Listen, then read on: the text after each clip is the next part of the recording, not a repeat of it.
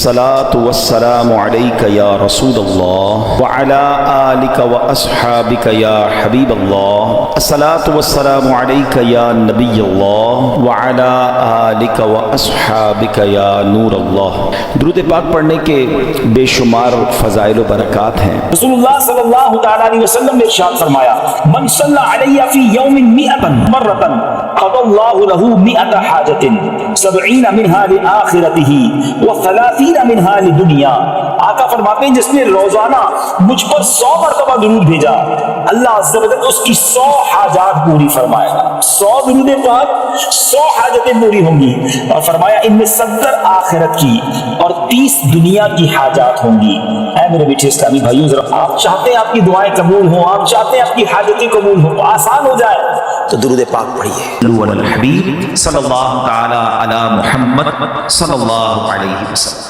پیارے پیارے اسلامی بھائیوں، ہم کوشش کرتے ہیں قرآن مجید فرقان حمید کی آیتوں کے بارے میں جانیں، سمجھنے کی کوشش کریں کہ جس میں رب کریم نے ہم سے براہ راست بات کی ہے. یا ایھا الذین آمنو کہہ کر، اے ایمان والو. قرآن مجید فرقان حمید سارا ہی ہمارے لیے راہ ہدایت ہے، راہ نجات ہے، لیکن جو یہ خاص آیتیں ہیں یہ تو براہ راست ہمیں ایڈریس کیا گیا ہے. ایک مومن ہونے کی نیت سے، ایک مسلمان ہونے کی نیت سے یہ لازم ہے کہ ہم اس پیغام کو سمجھیں کہ رب نے مجھ سے کیا فرمایا. سورہ نمبر 3 ہے، سورہ بقرہ ہے، آیت نمبر ہے 254.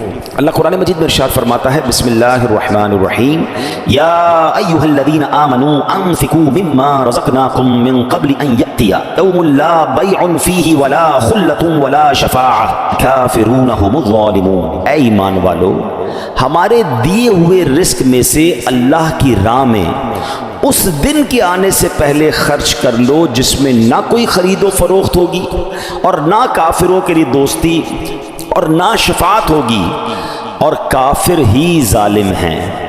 یعنی سبحان اللہ، اس قرآن مجید کی اس آیت میں ہمیں جھنجھوڑا گیا ہے. ایک دن آنا ہے جس دن مال کام نہیں آئے گا، جس دن کوئی دوستی کام نہیں آئے گی. ہاں، اچھے لوگوں کے ساتھ رہے ہوگے تو کام آئے گی.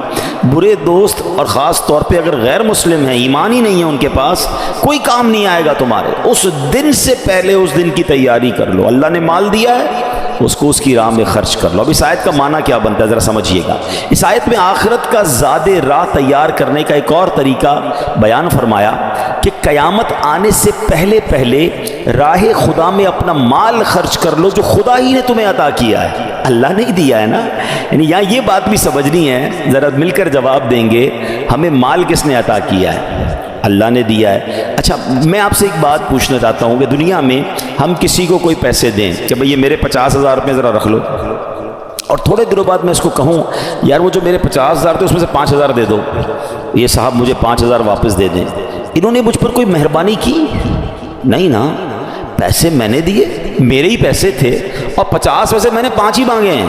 اچھا، میں اس 5,000 پہ اس کو شاباش بھی دوں، تحفہ بھی دوں، خوش بھی ہو جاؤں، تو لوگ کہیں گے کمال ہے یار، اپنی پیسے تھوڑے سے لے کر پھر کس بات کی خوشی ہے، پھر کس بات کا انعام ہے. ٹھیک ہے نا، کوئی کمال نہیں ہے اس بندے کا جس کے پاس ہم پیسے رکھوا کے ہمارے ہی پیسے اس میں سے بھی تھوڑے لے لیں. میرے رب کی شان دیکھیں کہ مال کون دیتا ہے؟ اللہ دیتا ہے. اچھا، اللہ اپنے مال میں سے فرماتے میری راہ میں خرچ کر لو. اچھا، ہم خرچ کر بھی لے تو کمال کیا کیا، دیا اسی نے تھا. بلکہ مزے کی بات پتہ ہے کیا، صرف مال نہیں دیتا، مال تو بہت سو کو دیا ہے، پھر اللہ خرچ کرنے کی توفیق بھی اللہ ہی دیتا ہے. دنیا میں سے بہت سارے لوگ ہیں جن کو اللہ نے بہت دیا ہے، توفیق نہیں دی ہے، اربوں پتی ہیں، زکوٰۃ نہیں نکلتی ہے. نفلی صدقات کی بات تو بعد میں آئے گی نا. جو فرض ہے، جو ضروری ہے دینا، وہ نہیں نکلتا کیونکہ توفیق نہیں ہے، دل نہیں چلتا. سبحان اللہ، مال بھی رب دے، توفیق بھی رب دے، اور بندہ کچھ خرچ کر لے تو انعام بھی ربی عطا فرماتا ہے، جنت کی نعمتیں بھی رب عطا فرماتا ہے. بلکہ سورہ نوح 29 آیت نمبر 10 سے 12 کی آپ نے تلاوت فرمائی. اب ذرا قرآن سنیے گا. بسم اللہ الرحمن الرحیم استغفروا ربکم انہ کان غفارا یرسل السماء علیکم مدرارا ویمددکم باموال وبنین ویجعل لکم جنات ویجعل لکم انہارا. سبحان اللہ، ذرا سنیے گا، اپنے رب سے معافی مانگو. استغفروا ربکم انہ کان غفارا، بے شک وہ بڑا معاف کرنے والا والا ہے. اب دے گا عطا کیا فرمائے گا؟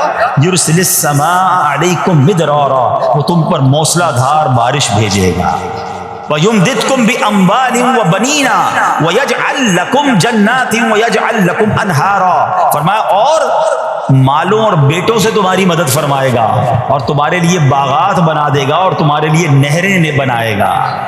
باغات بھی بڑھ رہے ہیں، اولاد بھی عطا ہو رہی ہے، مال بھی بڑھ رہا ہے، بارش بھی ہو رہی ہے. اس چیز سے استغفار سے.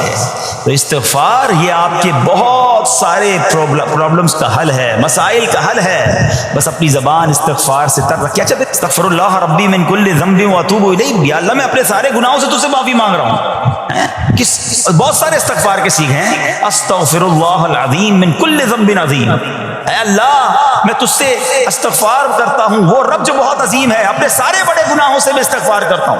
الگ سیغوں سے اللہ کی بارگاہ میں استغفار کریں. اس کی ایک جگہ تو رب نے فرمایا قرآن میں ہی، ہے کوئی جو اللہ کو اچھا قرض دے، قرض حسنہ. بڑی عجیب بات ہے کہ یار رب کو قرض کون دے سکتا ہے؟ جب مال ہی رب نے دیا ہے تو اللہ کا مال ہے. اللہ فرماتا ہے کوئی جو میری راہ میں خرچ کرے. اللہ فرماتا ہے کوئی جو اللہ کو قرض دے. اس کا مطلب کیا ہوا؟ علماء نے بڑی ڈیبیٹ کی اس پر، یہ لفظ قرض کیوں لایا گیا. تو اس کے پیچھے علماء نے جو ریزن بیان کیا کہ دنیا میں جب آپ کسی کو تحفہ دیتے ہیں نا تو واپسی کی امید نہیں ہوتی اور رکھنی بھی نہیں چاہیے. تحفے کا مطلب تو آپ نے دے دیا نا، گفٹ ہے. کچھ لوگ تو تحفہ دے کر بھی امید رکھ رہے ہوتے ہیں، آج میں نے دیا ہے دیکھو کل کیا دے گا. تحفہ بھی غرض کے ساتھ، تحفہ بھی کنڈیشن کے ساتھ. تحفہ کنڈیشن کے ساتھ نہیں ہوتا. گفٹ دیا تو دیا، اچھے دل سے دیا کرو. تو لیکن جب آپ قرض دیتے ہیں نا تو آپ کو پتا ہوتا ہے یہ واپس آنا، جبھی تو قرض ہے. آپ تو کنڈیشن بھی لگاتے ہیں، چیک بھی کرتے ہیں کس کو دے رہا ہوں، واپس دے گا نہیں دے گا. اللہ اکبر. فرمایا جو رب نے قرآن میں فرمایا نا، ہے کوئی جو اللہ کو اچھا قرض دے اور اللہ اس کو پھر بڑھا کے لوٹائے گا. تو اس کا مطلب یہ ہے کہ دینے والا اللہ کی راہ میں یقین رکھے کہ جو میں دے رہا ہوں یہ مجھے ضرور واپس ملے گا، اور جتنا دیا اتنا نہیں ملے گا. اللہ اپنے کرم سے اس کو بڑھا کر واپس لوٹائے گا. اچھا دنیا میں دے دیا اللہ نے تو پھر ختم ہو گیا نا. مثال کے طور پہ ہم نے کسی کو قرض دیا، اس نے ہمیں واپس دے دیا. اس پر بھی اللہ کی شان کریمی دیکھیں کہ دنیا میں خرچ کیا، اللہ دنیا میں بڑھا کے دیتا ہے. کسی کو 1 کا 10 دیتا ہے اور کسی کے اخلاص کے مطابق 1 کا 700 بھی عطا فرماتا ہے. تو پھر اس کے بعد تو ختم ہو گئی نا بات. نہیں، یہ تو دنیا میں دیا ہے، اللہ جنت کی نعمتیں اور عطا فرمائے گا. احادیث میں آتا ہے، مضمون ملتا ہے کہ جب تم اللہ کی راہ میں صدقہ کرتے ہو نا، اللہ تمہارے صدقے کو پالتا ہے. جس طرح تم اپنے بچڑے کو یا گائے کے بچے کی مثال دی گئی، جانور کو پالتے ہو کہ وہ چھوٹا ہوتا ہے اور بڑا ہو جاتا ہے. فرمایا کوئی کھجور کا صدقہ دیتا ہے، اللہ اسے قیامت کے دن احد پہاڑ جتنا عطا فرمائے گا. یعنی ملٹی پلائی ادھر بھی ہو رہا ہے. سبحان اللہ و بحمدہ. کاش یہ بات سمجھ آ جائے کہ یہ کتنا کمال کی اللہ کا احسان ہے. تو فرمایا کہ جو اللہ نے مال عطا کیا ہے اسی میں سے تم خرچ کرو. پھر کیا فرمایا؟ قیامت کا دن بڑی ہیبت والا ہے. اس دن مال کسی کو بھی فائدہ نہ دے گا اور دنیاوی دوستیاں بھی بیکار ہوں گی، بلکہ باپ بیٹے بھی ایک دوسرے سے جان چھڑا رہے ہوں گے. نیز کافروں کو کسی کی سفارش کام نہ دے گی اور نہ دنیاوی انداز میں کوئی کسی کی سفارش کر سکے گا. صرف اذن الہی سے اللہ نے جس کو اجازت دی ہوگی، اللہ تعالیٰ کے مقبول بندے اہل ایمان کی شفاعت کر سکیں گے. اور مال کا فائدہ بھی آخرت میں اسی صورت میں ہوگا جب دنیا میں اسے نیک کاموں میں خرچ کیا ہو. اور دوستیاں بھی نیک لوگوں کے ساتھ جو دوستیاں ہوں گی وہ کام آئیں گی. اللہ نے قرآن مجید میں ایک اور جگہ ارشاد فرمایا، جو برے لوگوں سے دوستی لگاتے ہیں نا، یہ میرے نوجوان مجھے سن رہے ہیں، آج نوجوان کو سمجھاؤ یار برے لوگوں کے ساتھ نہ بیٹھو، شرابیوں کے ساتھ نہ بیٹھو، جواریوں کے ساتھ نہ بیٹھو، بے حیا لوگوں کے ساتھ دوستیاں نہ کرو. تو جواب کیا دیتے ہیں؟ میں نہیں شراب پیتا، میں جوا کہاں کھیلتا ہوں، میں برے کام نہیں کرتا، بس بیٹھتا ہوں، کمپنی دیتا ہوں، دوست کرتے ہیں. 2 باتیں یاد رکھیے گا. یہ جتنے نوجوان یہ جواب دیتے ہیں نا کہ میں بڑا پکا ہوں، میں برے کام نہیں کرتا، دوست کرتے ہیں، آپ تیار ہو جائیے کہ کچھ دنوں میں آپ بھی یہ برا کام کریں گے. کوئی نہیں بچتا. چلیں اگر آپ کو میری بات سمجھ نہیں آ رہی، یہ نوجوانوں کو نہیں آتی سمجھ، عموماً بچوں کو سمجھ ہی نہیں آتی کہ ابو پتہ نہیں کیوں روک رہے ہیں، یہ مولانا صاحب کیوں منع کرتے ہیں برے دوستوں میں بیٹھنے کا، میں تو بڑا پکا ہوں. اچھا اسی طرح اب ذرا نوجوانوں سے بات کر لوں یا بڑی عمر کے لوگوں سے بات کر لوں، وہ بد عقیدہ لوگوں کے ساتھ بیٹھنا شروع کر دیتے ہیں، جن کا ایمان درست نہیں ہے، جن کا عقیدہ درست